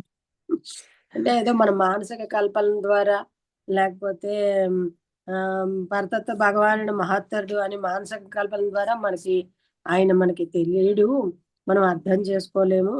మనం ఒక్క భక్తియుక్త సేవ ద్వారానే మనం భగవంతుడిని అర్థం చేసుకోగలము. అప్పుడు ఆయన మన హృదయంలో ప్రవేశించి మన హృదయంలో ఉన్న అజ్ఞానాన్ని పటాపంచలు చేస్తాడు. అప్పుడే మనకి ఇదే శ్రీకృష్ణుడు తన శుద్ధ భక్తుల పట్ల చూపించే ప్రత్యేకమైన ప్రేమ, ఆ అజ్ఞానాన్ని పోగొడతాడు అని చెప్తున్నాడు. ఇక్కడ సూర్య సముడైన శ్రీకృష్ణుని అన్నారు కదా, సూర్యుడితో సమానమా కృష్ణుడు? మరి ఎలా సమానం కృష్ణుడితో? కాదు ఇక్కడ మనం అంటే నాకు అర్థమైన మటుకు అంధకారాన్ని సూర్యుడు ఎలా పటాపంచం చేస్తారు. హరే కృష్ణ మాతాజీ, చెప్పనా మాతాజీ? చెప్పండి. అంధకారాన్ని సూర్యుడు ఎట్లా పారద్రోలుతాడో అట్లాగే మన హృదయంలో ఉన్న అజ్ఞానాన్ని శ్రీకృష్ణుడు అలా పారద్రోలుతాడని చెప్పేసి అనుకుంటున్నాను మాతాజీ నేను. ఇక్కడ భక్తుడు మాతాజీ, భక్తుడు ఎవరు భక్తుడు? భక్తుడు మాతాజీ. అసలు భక్తుడు అదే కృష్ణ భక్తుడు. కృష్ణ భక్తుడు కూడా కరెక్ట్. ఎల్లప్పుడూ హృదయంలో దాన్ని స్వయంగా ఎల్లవేళ్ళ నిలుపుకొని ఉంటాడు కదా. అందువల్ల ఈ భక్తుడి వల్ల కూడాను పక్కన చుట్టూతా ఉన్న వాళ్ళ అజ్ఞాన అంధకారాన్ని పటాపంచలు చేస్తాడు. ఇక్కడ అది చెప్పట్లేదు మాతాజీ. ఇందాక మాతాజీ చెప్పినట్టు సూర్యుడిలాగా సూర్యుడు ఎలా అయితే చీకటిని పోగొడతాడో అలాగా కృష్ణుడు మన హృదయంలో ఉన్న అజ్ఞానాన్ని పోగొడతాడు అని కంపేర్ చేస్తున్నారు. కరెక్ట్. ఎట్లా అయితే సూర్యుడు ఉదయించినప్పుడు అలా ఉందంట మాతాజీ. ఇంగ్లీష్ లో అలా ఉందట. ఓకే. సో సూర్యుడు ఎట్లా అయితే అంటే ఎలా అయితే వచ్చి ఆ చీకటిని పారదొలుతాడో అలాగే కృష్ణుడు మన హృదయంలో ఉన్న అంధకారాన్ని అలాగా అజ్ఞానం అనే అంధకారాన్ని పటాపంచలు చేసేస్తారు అని ఇక్కడ చెప్తున్నారు అనమాట. సో ఇది ఈ రకంగా కృష్ణుడు ఏంటట, తన మీద ఎవరైతే శ్రద్ధ చూపిస్తూ ఉంటారో వాళ్ళ మీద ప్రత్యేకమైన కృప చూపిస్తూ ఉంటారన్నమాట. సో ఇప్పుడు మనం శుద్ధ భక్తి చేయాలి, భక్తియుత సేవ అంటున్నాను చూసారా. ఆ సేవ కూడా ఎట్లాగా స్టార్ట్ అవుతుందంటే మనం చేసేది ఏ చిన్న పనైనా సరే, మనకి భగవద్గీతలో చదువుకుంటా కదా, పత్రం పుష్పం ఫలం తోయం యోమే భక్త్యా ప్రయచ్చతి. అందులో కూడా 2 సార్లు చెప్పారు భక్త్యా అని. అంటే భక్తితోటి ప్రేమతోటి నాకు మీరు చిన్న ఒక పుష్పం అర్పించండి, కొంచెం ఫలం ఒక చిన్న ఫలం అర్పించండి, నీళ్లు అర్పించండి, ఒక ఆకు, పత్రం అంటే ఆకులు కాదు, ఒక తులసి దళం పెట్టండి చాలు, నేను చాలా పొంగిపోతాను. మీరు తీసుకెళ్లి గంపలు పూలు తీసుకెళ్లి భగవంతుడికి అర్చన చేయండి, నేను ఇంత బాగా చేశాను, ఇంత అలంకారం చేశాను, ఇన్ని ఆర్భాటాలు చేశాను అనే దానికంటే ఒక చిన్న పువ్వు తీసుకెళ్లి ఆయనకి పెట్టండి, భక్తితోటి పెట్టండి చాలు, భగవంతుడు పొంగిపోతాడు అన్నమాట. సో అది కావాల్సింది, ఆయనకి ప్రేమ కావాలి, ప్రేమతో మీరు చూపించే భక్తి కావాలన్నమాట. ఆ ప్రేమకి భగవంతుడు లొంగిపోతాడు. అదే చెప్తున్నారు. దానికోసం అని చెప్పి మనకి పెద్ద పెద్ద ఇవేమీ అవసరం లేదు అని. అయితే ఇక్కడ ఏం చెప్తున్నారంటే పరతత్వం అంటున్నారు కదా, పరతత్వం అంటే భగవంతుడే అన్నమాట. స్వయంగా కృష్ణ భగవానుడినే పరతత్వం అంటున్నారు. మనం ఏంటంటే చాలా మంది చూడండి, మనకి ఇప్పుడు కృష్ణ కాన్షియస్ లోకి వచ్చిన తర్వాత కృష్ణుడే ఇది, ఈ సృష్టి అంతా ఆయనదే అదే అనుకుంటున్నాం. అంతకు ముందంతా వాళ్ళు వీళ్ళు చెప్పినప్పుడు మనం ఏమనుకున్నాం, బ్రహ్మ సృష్టికర్త, ఆయనే చేస్తాడు, ఇవి అనుకుంటున్నాం. ఆ బ్రహ్మకి కూడా ఆ సృష్టి చేయడానికి కావలసిన జ్ఞానాన్ని స్వయంగా కృష్ణుడు ఇచ్చాడు. అది మనకి కృష్ణ కాన్షియస్ లోకి వచ్చాక భగవద్గీత, భాగవతం ఇవి చదువుతుంటే మనకు అర్థమవుతుంది. భగవద్గీత కంటే కూడా భాగవతం చదువుతుంటే మనకి ఇంకా కృష్ణుడు ఎవరు ఏంటి అనేది మనకి బాగా అర్థమవుతుంది అనమాట. సో వాళ్ళందరూ ఏం చేస్తారట, వాళ్ళు మానసికంగా వాళ్ళు ఏవో ఊహించుకుంటూ ఉంటారు చూసారా, వాటిని మానసిక కల్పనలు అంటారు. వాటి ద్వారా కృష్ణుడు ఇట్లాగా అందరిళ్లలోకి వెళ్ళి దొంగతనం చేసి వెన్న తిన్నాడు, ఆ గోపికలు స్నానం చేస్తుంటే వాళ్ళ బట్టలు తీసుకెళ్లిపోయాడు, లేకపోతే ఆ గోపికలు కుండలతోటి తీసుకెళ్తూ ఉంటే వాళ్ళని రాళ్ళు కొట్టి ఆ కుండలు పగలగొట్టాడు, ఇలా చిలిపి చేష్టలన్నీ చేశాడు, రాసలీల చేస్తాడు, ఇంతమంది అమ్మాయి, అవే మనం విన్నాం. కానీ నిజంగా కృష్ణ అంటే ఎవరు అనేది మనకి తెలియలేదు, అవునా సరే. వాళ్ళందరూ ఏంటంటే ఇట్లాగా అని అనుకుంటారు. నాట్ ఓన్లీ కృష్ణ, రాముడి గురించి కూడా మాట్లాడతారు కదా. చాలా మంది అయితే అంటూ ఉంటారట, సరయూ నదిలోకి వెళ్ళిపోయి రాముడు ఆత్మహత్య చేసుకున్నాడని, అలాగా అన్ని ఏవేవో మాట్లాడతారట. అంటే అవన్నీ నిజమైనవి కాదు, వాళ్ళ ఊహకి కల్పించుకున్నట్టుగా చేసుకొని భగవంతుడి గురించి మాట్లాడుతూ ఉంటారనమాట. సో అట్లాంటి వాటి ద్వారా మనం భగవంతుడిని అర్థం చేసుకోలేము. ఎప్పుడైతే మన మనసులో అవి పెట్టుకొని అలాంటి మాటలు వింటూ ఉంటామో మనం భగవంతుడి గురించిన నిజమైన ఈ విషయం గురించి మనం అర్థం చేసుకోలేము అనమాట. అదే ఇక్కడ అర్జునుడికి కృష్ణుడు చెప్తున్నారనమాట. అట్లాగా మానసిక కల్పనల ద్వారా ఎవ్వరూ నన్ను అర్థం చేసుకోలేరు. ఎవరైతే భక్తితోటి ఉంటారో, ప్రేమతోటి ఉంటారో వాళ్ళు మాత్రమే నా గురించి అర్థం చేసుకుంటారని బ్రహ్మ సంహితలో ఒక శ్లోకం చెప్తారు. ఏమని చెప్తారు, ప్రేమాంజనచ్యుత భక్తి విలోచనేనా అని. ఎవరైతే ప్రేమ అనే అంజనాన్ని కళ్ళకి పూసుకొని ఉంటారో వాళ్ళకి మాత్రమే భగవంతుడు కనిపిస్తాడు అనమాట, వాళ్ళకి భగవంతుడు తెలుస్తాడు అని. సో ఆ రకంగా భగవంతుడిని తెలుసుకోవడం అనేది జరుగుతుంది. అలాంటి వాళ్ళని ఎవరైతే అంత ప్రేమగా ఉండి భగవంతుని సేవ చేస్తూ ఉన్నారో వాళ్ళందరి మీద ప్రత్యేకమైన శ్రద్ధ చూపిస్తూ ఉంటారట భగవంతుడు. అలాగే కుంతి మహారాణి చెప్తుందన్నమాట, కుంతి ప్రేయర్స్ లో చెప్తుంది, మేమందరం ఏంటంటే మాయా జవనికా చన్నం అంటారు. అంటే ఆ మాయా అనే ఆ కర్టెన్ ఏదైతే ఉందో అది వేసుకొని ఉన్నాము మేము. ఇంకా చెప్తుంది, తనను తాను ఒక స్త్రీ అన్నమాట. స్త్రీగా ఉన్నాను, నేను చాలా అజ్ఞానురాలిని అంటుంది. ఆవిడ ఎంత గొప్ప ఆవిడ, అన్నిటికీ ఆవిడకి చాలా అన్ని తెలుసు. కుంతి మహారాణి అంటే ఆవిడ చిన్నప్పటి నుంచే పిల్లలందరినీ 5గురు పిల్లల్ని తను పెంచింది. తన సవితి పిల్లలైన మాద్రి పిల్లల్ని, నకుల సహదేవులు వాళ్ళిద్దరిని కూడా తన సొంత పిల్లలుగా పెట్టుకుంది, పెంచింది. వాళ్ళకి తల్లి అంటే వాళ్ళ అమ్మ ఈవిడ పెద్ద తల్లి అని చెప్పేసి తేడా తెలియదు అనమాట. ఈవిడే తల్లి అనుకొని కూడా వాళ్ళిద్దరు ఉన్నారు. అంత ప్రేమ చూపించింది. ఎన్నో కష్టాలు పడింది ఈ పిల్లల్ని తీసుకురావడానికి. ఆఖరికి వాళ్ళు విషం కూడా పెట్టి భీముణ్ణి చంపడానికి కూడా ట్రై చేశారు. ఇలాంటివన్నీ కూడా బాధలు పడుతూ ఇంత ఉండి, ఆవిడ ఎంత జ్ఞాని అంటే ఆవిడకి చాలా జ్ఞానం ఉంది. ఆవిడ చాలా గొప్పది కూడా, చాలా అందమైనది కూడా అట. సో అన్ని ఉన్నా కూడా క్వాలిఫికేషన్స్, నేను ఒక ఆడదాన్ని కదా, నేను చాలా అజ్ఞానవంతురాల్ని, నిన్ను నేను ఎలా ప్రార్థించాలో నాకు తెలియదు కృష్ణ అంటుంది అనమాట ఆవిడ కుంతి మహారాణి ప్రేయర్స్ లో. సో అంటే భగవంతుణ్ణి అన్ని రకాలుగా పొగుడుతూ ఉన్నా కూడా నేను నిన్ను ఇంతకంటే పొగడడం నాకు చేత కాదు అని చెప్తుంది అనమాట. సో అట్లా ఉంటారనమాట భగవంతుడు భక్తులు అనేవాళ్ళు. సో వాళ్ళు ఏంటంటే మనకి అలా అజ్ఞానంతో కళ్ళు మూసుకుపోయినే ఉన్నాము, నువ్వు ఎన్ని రకాల అవతారాలు తీసుకొని వచ్చి ఇంతమందికి మమ్మల్ని అందరినీ రక్షిస్తూ నీ యొక్క లీలలు చూపిస్తున్నా కూడా మేము ఆ అజ్ఞానం అనే అంధకారంతో ఉన్నాం కాబట్టి నిన్ను తెలుసుకోలేకపోతున్నాము అని చెప్పి ఆవిడ అంటుందన్నమాట. కాబట్టి ఇలాగ ఏంటంటే భగవంతుణ్ణి ఎవరైతే తన శుద్ధ భక్తితోటి ప్రేమతోటి వాళ్ళు ప్రేమగా చూస్తారో వాళ్ళకి భగవంతుడు ప్రత్యేకమైన శ్రద్ధ చూపిస్తారనమాట. ఓకే, ఇక్కడ ఈ అర్థము అదే అన్నమాట. ఇక్కడ చెప్పిన అర్థం అదే. ఎలా అయితే సూర్యుడు ఉదయించి అక్కడ ఉన్న అంటే అంధకారం, సూర్యుడు రాగానే చీకటి మాయమైపోతుంది. సో అట్లాగే కృష్ణుడు ఏం చేస్తారట, అలా వచ్చి భక్తుల హృదయాల్లో ఉండి వాళ్ళల్లో ఉన్న అజ్ఞానం అనే చీకటిని పోగొడతారనమాట. భక్తుల హృదయాల్లో అజ్ఞానం అనే చీకటిని పోగొడతారు. ఇందాక మనం చెప్పుకున్నాము, ఒక ఫ్లవర్ ఉంటుంది, ఆ ఫ్లవర్ మీద తుమ్మెద ఎట్లా ఉంటుందో అలాగే మన హృదయం అనే కమలంలో భగవంతుడు భ్రమరంలాగా ఉండి మనము చూపించే ప్రేమ అనే ఆ మకరందాన్ని తాను తీసుకుంటూ ఉంటారు. ఎప్పుడైతే భగవంతుడు వచ్చి ఉన్నారో అప్పుడు సూర్యుడు ఎలా వచ్చినప్పుడు మొత్తం అక్కడ వెలుతురు వచ్చేస్తుంది. చీకటి, ఒక కవి కూడా చెప్తాడు కదా, పొద్దున్నే ఉదయాన్నే తూర్పున సూర్యుడు ఉదయించగానే చీకటి తన దుప్పటి వేసుకున్నది కదా అది తీసుకొని పరిగెత్తుకొని పారిపోయింది అని చెప్పేసి ఒక కవి చెప్తాడనమాట. ఒక పాట కూడా ఉంది. సో అట్లాగా కృష్ణుడు రాగానే ఆ అజ్ఞానం అనే అంధకారం అంతా తొలగిపోతుంది అనమాట. అందుకని ఇక్కడ చెప్పారు. సో నెక్స్ట్ పారాగ్రాఫ్ ఎవరైనా చదవండి. ఇప్పుడు అర్థమైందా అందరికి? నేను చదవనా మాతాజీ? చదవండి. సరే. కోట్లాది జన్మలలో భౌతిక సంపర్క మాలిన్యంచే జీవుని హృదయం ఎల్లప్పుడూ భౌతికత్వం అనే ధూళితో కప్పబడును. కానీ మానవుడు భక్తియుక్త సేవలో నెలకొని నిత్యము హరే కృష్ణ మహామంత్రమును జపించినచో ఆ హృదయ మాలిన్యము తొలగి వెంటనే అతడు శుద్ధ జ్ఞాన స్థితికి ఉద్ధరింపబడును. పరమలక్ష్యమైన విష్ణువు కేవలము హరినామ సంకీర్తన మరియు భక్తియుక్త సేవ ద్వారా మాత్రమే లభించునే కాని ఊహాగానాలు లేక హేతువాదముతో కాదు. శుద్ధ భక్తుడు ఎన్నడను జీవితావసరములకు సంబంధించిన ఆందోళనలను మరియు కలతలను కలిగి ఉండనవసరం లేదు. ఎందుకనగా భక్తుడు తన హృదయములోని అజ్ఞానాంధకారమును తొలగించుకొనినంతనే ప్రేమతో కూడిన భక్తియుక్త సేవ ద్వారా సంతృప్తుడైన దేవాది దేవుడు అతనికి సహజముగానే సమస్తమును సమకూర్చును.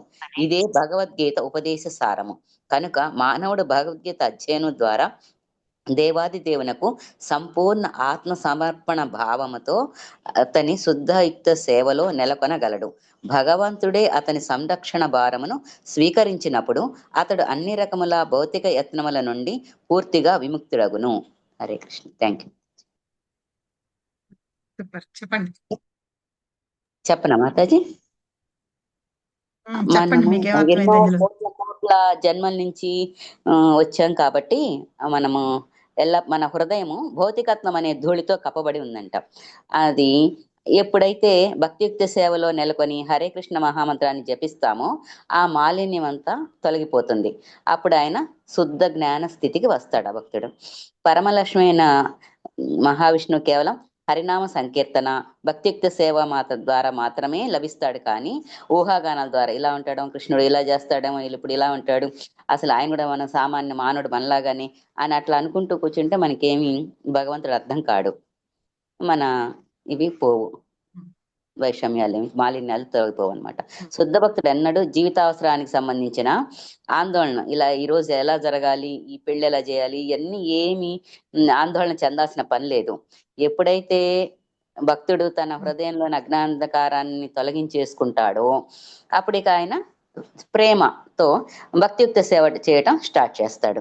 ఆ భక్తియుక్త సేవతో సంతృప్తుడైన దేవాదేవుడు ఏం చేస్తాడు, సమస్తాన్ని ఆ భక్తుడికి సమకూరుస్తాడు. ఇదే భగవద్గీత ఉపదేశ సారం. కనుక మానవుడు అధ్యయనం ద్వారా దేవాదేవుని సంపూర్ణ ఆత్మ సమర్పణ భావంతో ఉంటే కనుక శుద్ధ భక్తి సేవలో నెలగొనగలుగుతాడు. ఈయన రక్షణ భారం అంతాను ఆయనే చూసుకుంటాడు.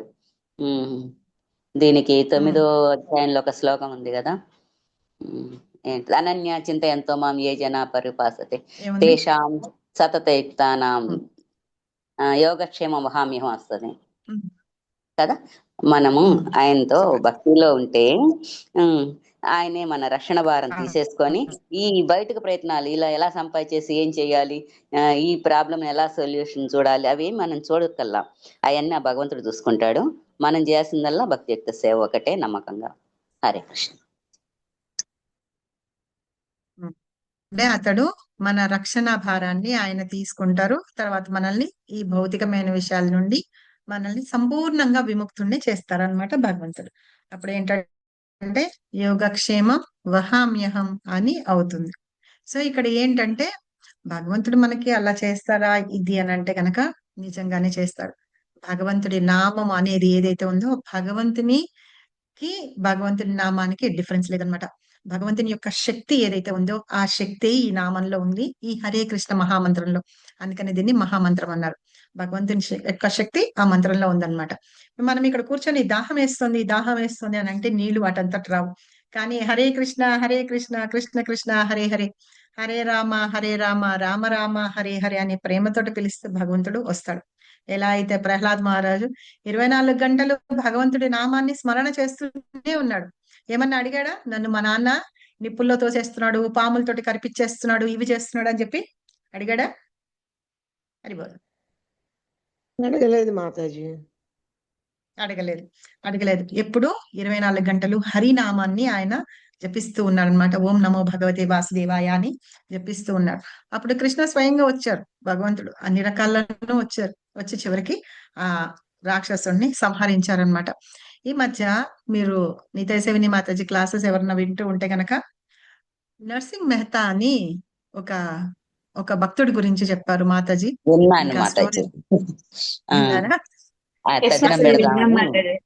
కష్టపడుతుంటే అంతా బంగారాలే, బంగార చీరలు, బంగార స్వయంగా భగవంతుడు వచ్చి మనము పితృపక్షాల్లో కూడా మనం జపా సెషన్ లో ఇది చెప్పుకున్నాము. కాకపోతే ఏంటంటే అది మామూలుగా పేర్లు అవన్నీ ఏం చెప్పుకోకుండా ఇలా ఒక భక్తుడు ఉన్నాడు ఇది అని చెప్పి చెప్పుకున్నాము.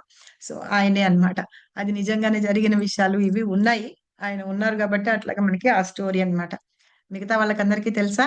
ఇప్పుడు 3 తెలుసు అన్నారు.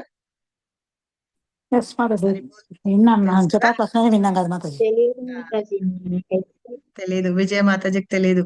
ఎంతమందికి తెలియదు? మాతాజీ నాకు కూడా తెలియదు. నాకు కూడా తెలియదు మాతాజీ. నాకు కూడా తెలియదు మాతాజీ. చెప్పండి మాతాజీ. మన కృష్ణ కుమారి మాతాజీకి తెలియకపోతే ఎట్లాగా?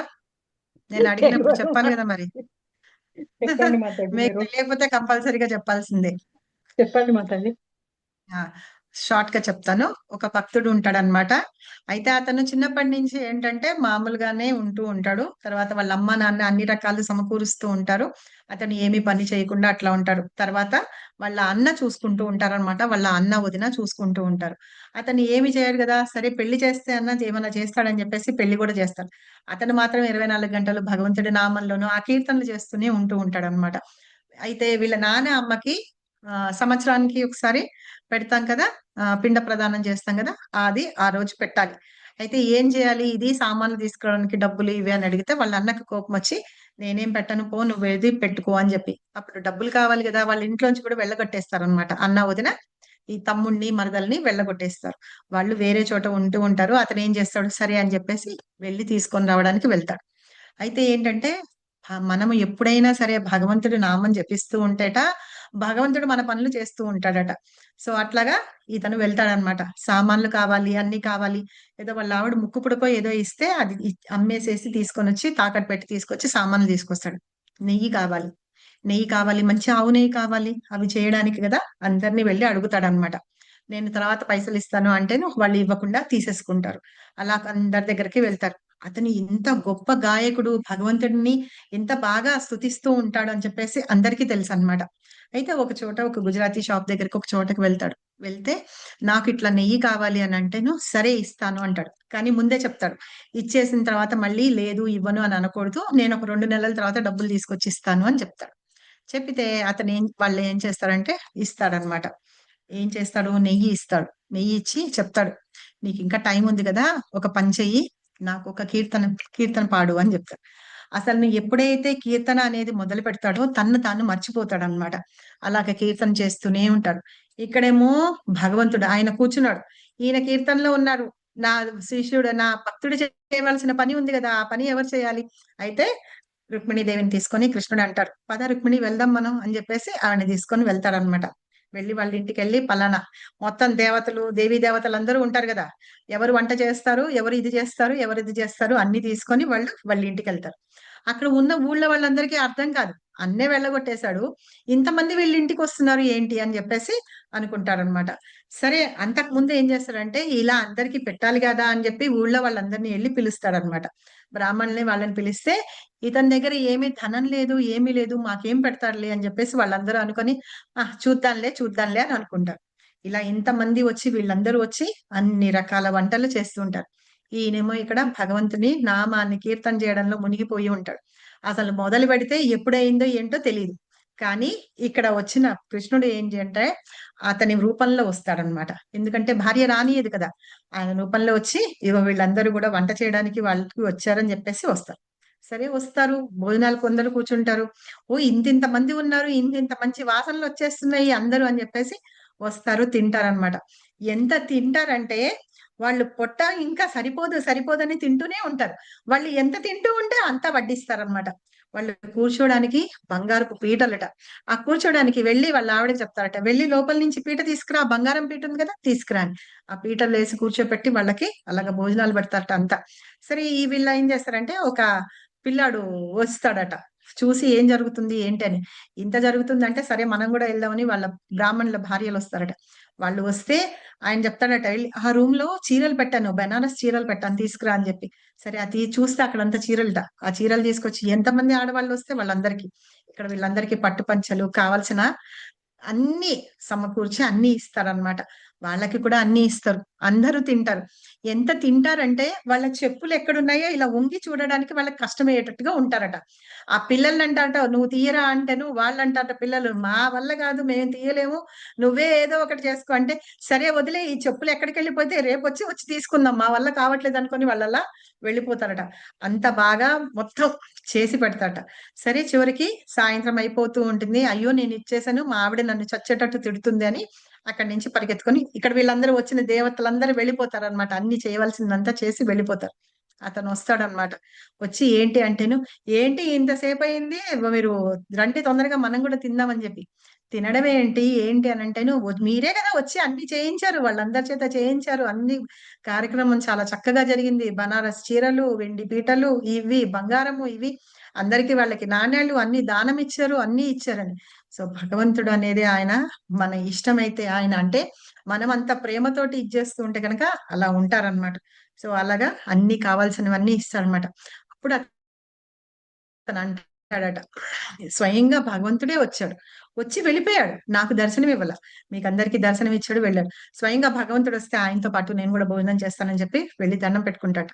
అప్పుడు భగవంతుడు వస్తాడట. వస్తే ఒక్క నిమిషం ఆగు, మా అన్నని కూడా తీసుకొస్తానని చెప్పి వాళ్ళ అన్నని వదినని కూడా తీసుకొచ్చి స్వయంగా భగవంతుడితో కూర్చొని భోజనం చేస్తారట. చాలా బ్యూటిఫుల్ స్టోరీ, నిజంగా తెలుగులోనే ఉన్నట్టుంది. మీరు కావాలంటే వినండి, లేకపోతే క్లాస్ అయిపోయాక నేనే షేర్ చేస్తాను. ఇప్పుడు చూస్తున్నాను కానీ దొరకలేదు నాకు, వీడియో పెడదామని. మీరు చూడండి, కంపల్సరీగా వినండి. స్టోరీ ఎంత బాగా అంటే మాతాజీ ఎంత బాగా నరేట్ చేశారంటే మనకి చెప్పడానికి కూడా రాదు, అంత బాగా నరేట్ చేశారు. మీరు వింటుంటే అక్కడ నిజంగా అక్కడ కనిపిస్తున్నట్టుగా ఉంటుంది పిక్చర్ అన్నమాట. సో అట్లాగా భగవంతుడు మనకి, మనం అంత ప్రేమ చూపిస్తే దానికి కొన్ని వేల కోట్ల రెట్ల ప్రేమ మనకి చూపిస్తూ ఉంటారనమాట భగవంతుడు. యాక్చువల్ గా నేను ఇంకో ఏదో చెప్దాం అనుకున్నాను, ఈ స్టోరీ గుర్తొచ్చేప్పటికి ఇది చెప్పేస్తాను. సో ఇట్లా భగవంతుడు ఏంటంటే అందరికీ అలా ఇస్తారు. ఒకటి నిన్న సాయంత్రం కూర్చొని ఉన్నాము, ట్రైనింగ్ అయిపోయిన తర్వాత కూర్చొని భోజనం చేద్దామని చెప్పేసి కూర్చొని ఉన్నప్పుడు ఊరికనే ఇట్లా స్క్రోల్ చేస్తూ ఉంటే వీరాంజనేయ సినిమా వస్తుందన్నమాట. అందులో కూర్చొని అంటే నారదుడు తుంబురుడు నేను గొప్పగా, నేను గొప్ప భక్తుణ్ణి అంటే నేను గొప్ప భక్తుణ్ణి అని అనుకుంటూ ఉంటారన్నమాట నారదుడు తుంబురుడు. అయితే అక్కడ కృష్ణను రుక్మిణీదేవి ఉంటారు. అంటారు కృష్ణుడు అంటారనమాట, మీ ఇద్దరు కాదు గొప్ప భక్తులు, మీకంటే గొప్ప భక్తులు ఉన్నారు అని చెప్పి. అంటేను మాకంటే గొప్ప భక్తులు ఎవరున్నారు అని అంటే చెప్తారనమాట, వెళ్ళి హనుమ అక్కడ ఉన్నాడు, హనుమని పిలుచుకురండి అని. అంటేను పిలుచుకురొస్తే ఏమని పిలవాలి అని అంటేను నీ ప్రభు పిలుస్తున్నాడు రమ్మని చెప్పమని చెప్తారనమాట కృష్ణ. సరే వెళ్ళి హనుమంతుడిని పిలుచుకొని వస్తారు. వస్తే ఎంత వస్తూ ఉంటాడు, ఇదేంటి ఇది కాదు, నా రాముడు ఉండే ప్లేస్ కాదు, నా రాముడు ఉండే ప్లేస్ కాదు అని చెప్పేసి వస్తాడు. వచ్చిన తర్వాత అక్కడ చూస్తే అక్కడ కృష్ణుడును రుక్మిణీదేవి వాళ్ళిద్దరు కూర్చొని ఉంటారు. అయ్యో నా రాముడిని చూడ్డానికి వచ్చాను, నా రాముడు ఇక్కడ లేడే అని చెప్పి వెళ్ళిపోతూ ఉంటే అప్పుడు కృష్ణుడు తన రూపంలో రాముడు సీత వాళ్ళిద్దరు వచ్చి చూపిస్తారనమాట. చూపించిన తర్వాత అప్పుడు ప్రణామం చేసి పాడతారు. హనుమ వాళ్ళిద్దరూ ఇదనుకుంటున్నారు, ఒక చిన్న పని చెయ్యి, నీ గానంతో అక్కడ పెద్ద వీణ ఉంటుందన్నమాట. ఆ వీణని ఏం చేయంటే దాని పేరు మహతీనో ఏదో ఉంటుంది. ఆ వీణ ఒక పెట్టె మీద పెట్టి ఉంటుంది. అది ఎవరైతే గొప్పగా భగవంతుని యొక్క గొప్ప భక్తులై ఉంటారో వాళ్ళు పాడిన కీర్తన ద్వారా దాన్ని పెట్టె లోపలికి పంపించాలన్నమాట. అలాగే పంపించిన దాన్ని మళ్ళీ బయటికి తీసుకురావాలి కీర్తనతోటి మాత్రమే. అది భక్తి భావంతో పాడిన కీర్తన ద్వారానే అది వెళ్తుంది వస్తుంది. నారదుడికి తుంబురుడికి వాళ్ళిద్దరికి ఏంటంటే నేను బాగా సంగీత విద్వాంసుణ్ణి అని అహంకారం వాళ్ళిద్దరిలో ఉంటుంది. ఇక్కడ హనుమని చెప్తాడనమాట కృష్ణ, హనుమ నువ్వు పాడు, అది పని చెయ్యి అని చెప్తే అప్పుడు హనుమంతుడు పాట పాడితే ఆ పాటకి ఏంటంటే ఆ కీర్తనకి అది లోపలికి వెళ్ళిపోతుంది అనమాట. ఆ వీణ అనేది లోపలికి వెళ్ళిపోతుంది డబ్బా లోపలికి. తర్వాత ఇంతే కదా హనుమంతుడు చేసింది, మేం చేస్తాం చూడండి, మేమిద్దరం పాడతాము, ఆ పాట దాంతో ఆ డబ్బానే పగిలిపోతుంది అన్నట్టుగా వీళ్ళిద్దరు వాళ్ళు అహంకారంతో పాడతారు. అది కొంచెం కూడా కదలదు అనమాట. అప్పుడు మళ్ళీ కృష్ణ చెప్తాడు, హనుమ నువ్వు మళ్ళీ పాడి ఆ వీణని బయటకు తీసుకెళ్ళి. అప్పుడు పాడతాడు. హనుమంతుడు ఆ పాట పాడుతుంటే కృష్ణుడు ఎంత మంత్రముగ్ధుడు అయిపోతాడంటే రామావతారంలో రాముడు అట్లా వచ్చేసి ఉంటారు అనమాట. సీతాదేవి కూడా అంటే రుక్మిణి కదా, ఆవిడ అలాగా అయిపోతుంది అనమాట. అంటే అంత ప్రేమ అంత ఉంటుందన్నమాట హనుమంతుడికి తన భగవంతుడు, తన ప్రభు అంటాడు కదా, ఆ భగవంతుడి మీద అంత ప్రేమ ఉంటుందన్నమాట. సో ఆ ప్రేమకి లొంగిపోతాడు భగవంతుడు. సో అట్లాగా అలా చూపించే వాళ్ళకి ప్రత్యేకమైన శ్రద్ధ చూపిస్తూ ఉంటాడట. సో ఇట్లాగా మనం ఏంటంటే అలా కావాలి అంటే ఏం చేయాలి, హరే కృష్ణ మహామంత్రాన్ని మనం జాగ్రత్తగా శ్రద్ధతోటి ప్రేమ భక్తులతోటి మనం జపిస్తూ ఉండాలి. అలా జపిస్తూ ఉండడం వల్ల మనం ఎన్నో జన్మలు తీసుకుంటూ ఉన్నాం కదా, ఎన్ని జన్మలు తీసుకున్నామో అన్ని జన్మల్లోనూ మనం అంతా మూట కట్టుకొని ఉన్నాం, పాపాలన్నీ మూట కట్టుకొని ఉన్నాం. అవన్నీ స్లోగా వెళ్ళిపోతాయి అన్నమాట. ఆ మాలిన్యం అంటున్నారు చూసారా, మాలిన్యం అంటే ఏమంటారు, చెత్తా చెదారంలాగా పేరుకుపోయినాయి కదా మన పాపాలన్నీ, అవన్నీ వెళ్ళిపోతాయి అన్నమాట. కాబట్టి హరికృష్ణ మహామంత్రాన్ని మనం జపం చేస్తూ ఆ భగవంతుడికి భక్తియుత సేవ ప్రేమతోటి చెయ్యాలి. మనం రోజు వంట చేస్తాం అనుకోండి, ఏదో చేశానులే పెట్టానులే కాదు, భగవంతుడికి ప్రేమతో ఒక ప్లేట్ లో పెట్టి చక్కగా తిని కృష్ణ అని చెప్పి ప్రేమతోటి భక్తితోటి నమస్కారం చేసుకున్నా చాలు. మీరు మంత్రాలు ఏమి చదవకపోయినా సరే భగవంతుడు అది ఆఫర్ యాక్సెప్ట్ చేస్తారనమాట. సో అది ఇంపార్టెంట్ ఇక్కడ అని చెప్పి ఇక్కడ చెప్తున్నారు. అదే భగవద్గీత యొక్క సారాంశం కూడా అదే అని చెప్తున్నారు. ఏంటంటే మనం అది తెలుసుకోవాల్సింది కూడా అదే అని చెప్పేసి ఈ లాస్ట్ లైన్స్ లో చెప్పారు కదా. చూడండి, మనం ఇదే భగవద్గీత ఉపదేశాల సారాంశం అని. అంటే భగవంతుణ్ణి ఏంటిటా మనము ప్రేమతో కూడిన భక్తియుత సేవ యందు భగవంతుడు సంతృప్తి చెందుతాడు. సంతృప్తి చెందినప్పుడు సహజంగానే మనకన్ని సర్వాన్ని సమకూరుస్తూ ఉంటాడు. అదే భగవద్గీత ఉపదేశాల సారం. ఈ ఉపదేశాలన్నీ స్వయంగా కృష్ణుడు మనకి ఇచ్చాడనమాట. ఇచ్చి దాని ద్వారా మనకి ఇలాగా చెప్తూ ఉన్నారు. కాబట్టి ఈ భగవద్గీత అధ్యయనం ద్వారా ఏంటంటే మనము మన ఆత్మని భగవంతుడికి సమర్పణ చేయాలి. దేంతోటి అంటే భక్తియుత సేవతోటి మనం సమర్పణ చేయాలి అని అలా చేసినప్పుడు మనకి భగవంతుడు మన రక్షణ భారాన్ని ఆయన తీసుకుంటాడు. ఎలా అయితే ఆ బ్రాహ్మణుడు ఉన్నారు చూసారా, మెహతా, ఆయన రక్షణ భారాన్ని భగవంతుడు తీసుకున్నారో అలాగే మనందరి రక్షణ భారాన్ని కూడా భగవంతుడు తీసుకుంటారు అని చెప్తున్నారు. ఓకే, హరే కృష్ణ. అర్థమైందా మీకు అందరికి? హరే కృష్ణ మాతాజీ. ఇలాంటిదే ఇంకొక స్టోరీ కూడా ఉంటది మాతాజీ. గురువు దగ్గరికి ఒక శిష్యుడు పోతాడు మాతాజీ. రోజు నాకు తిండి పెడతా అంటే పెడతాడు, కానీ ఏకాదశి రోజు మటుకు నీకు పెట్ట అంటాడు మాతాజీ గురువు. అయ్యో నేను ఉండలేను అంటాడు మాతాజీ. అది కూడా ఒక కథ ఉంది. సారీ మాతాజీ డిస్టర్బ్ చేసినందుకు. చెప్పండి, మీరు అయితే ఆయన మాట్లాడడమే నాకు కావాల్సింది. కాదు మాతాజీ, అయితే ఏకాదశి రోజు నాకు ఆకలేస్తుంది అంటే సరేలే ఆయనకి ఇంత ఇచ్చి పంపించేయండి, అక్కడ పోయి వంట చేసుకుంటాడంట మాతాజీ.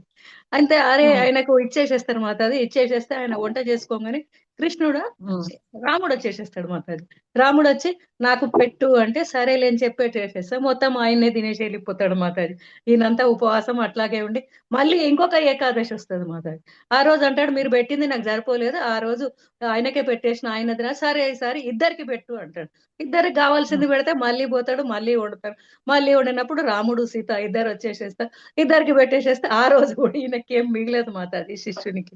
సరేలే మూడోసారి ఏకాదశి వస్తుంది. అప్పుడు అడుగుతాడు నాకు ఇద్దరిది సరిపోతలేదు, నాకు ముగ్గురిది పెట్టి నేను ఎక్కడ పోవాలని, వచ్చింది వాళ్ళకే సరేలే ముగ్గురికి ఇచ్చేయమంటాడు. ముగ్గురికి ఇచ్చేసేస్తే సీత, రాముడు, లక్ష్మణుడు వచ్చేసేస్తారు మాతాజీ. వాళ్ళ ముగ్గురికే పెట్టేసేస్తాడు. అప్పుడు కూడా మాతాజీ మళ్ళీ తనకేం మిగలేదు ఏకాదశి. నాకు ఇట్లా ఎందుకు జరుగుతుంది, నాకు ఈసారి నలుగురు ఇవ్వమంటాడు మాతాజీ. సరే నలుగురు తీసుకపో వండుకోండి. రాముడు, సీత, లక్ష్మణుడు, భరతుడు, శత్రుఘ్నుడు వాళ్ళందరూ వచ్చేసేస్తారు మాతాజీ. ఇట్లా జరిగిపోయినాక లాస్ట్ కి అంటాడు నాకు ఇది ఏం సరిపోతలేదు, నాకు చాలా కావాలి, మీరు నాకు చాలా ఇవ్వండి అంటాడు. సరేలే వీడు ఏమీ ఇట్లా అంతా తినేసేసి ఇట్లా వస్తున్నాడు వీడని చెప్పి మొత్తం ఎంత కావాలో అంత తీసుకపోమని ఇచ్చేసేసి అక్కడ వంట చేస్తుంటే వాళ్ళందరూ వచ్చేసేసి వంట చేయగానే దేవతలందరూ కూర్చొని భోంచేసేస్తుంటే అప్పుడు గురువు అనుకుంటాడు అయ్యో నా శిష్యుడు ఇంత భక్తుడా, ఆయన ఏకాదశికి ఉండనంటే భగవంతుడు చూడు ఆయనకు ఇంత మందికి పెట్టేసేసి ఆయనకు ఇచ్చేసేసిండు అని అనుకుంటాడంట మాతాజీ. అది అవునా మాతాజీ ఉన్నది స్టోరీ? నితాయ్ సేవిని మాతాజీ చెప్పారు. రామగా మేరా సాంగ్ బాగుంటుంది. చాలా బాగుంటాయి మాతాజీ స్టోరీస్ అన్ని. అంటే అసలు అక్కడికి వెళ్ళి జరగబుద్ధి కాదు మాతాజీ. టైం ఎట్లా గడిచిపోతుందో తెలియదు అప్పుడు. సాంగ్ వాడండి మాతాజీ. నాకు గుర్తులేదు మాతాజీ. రామాయగా అని ఒకటే ఉంది, తర్వాత సీతాయగా ఇది అని చెప్తుంటే అలాగే ఒక్కొక్కళ్ళు వచ్చి యాక్సెప్ట్ చేస్తూ ఉంటారు అన్నమాట ప్రసాదం. అంటే భోగా ఆఫర్ చేయాలి కదా, అతనికేమో భోగా ఆఫర్ చేయడం అనేది తెలియదు అనమాట. అందుకని పాట పాడతాడు. రాముడు వస్తాడు, నా ప్రసాదం తింటాడు, నేను చేసింది తింటాడు ఇది అని అనుకుంటుంటే నిజంగానే రాముడు వస్తాడు, తింటాడు, వెళ్ళిపోతాడు అనమాట. వాళ్ళే వంట చేసుకుంటారు వచ్చి. వస్తాడు తర్వాత లాస్ట్ లో అందరూ రాముడు, సీత వీళ్ళందరూ వచ్చినప్పుడు వంట చేసుకొని తింటారు అనమాట. సో అట్లాగా అంటే మనం భక్తి అనేది ఎట్లా ఉంటుంది అని అంటే భౌతిక విషయాల మీద మనకి శ్రద్ధ ధ్యాస కంటే మనకి భగవంతుని మీద ధ్యాస ఎక్కువ ఉంది అనుకోండి, అప్పుడు కంపల్సరీగా భగవంతుడు మనకి దొరుకుతాడు అనమాట. అంటే లభిస్తాడు అంటాం కదా, మన ప్రేయర్స్ వింటాడు. సరేనా? సో మీరందరూ కూడా ఇలాగ మాట్లాడుతూ ఉండండి, నన్ను డిసప్పాయింట్ చేయకండి. మీరు మాట్లాడుతూ ఉంటే నాకు కొంచెం జోష్ వస్తూ ఉంటుంది అప్పుడప్పుడు.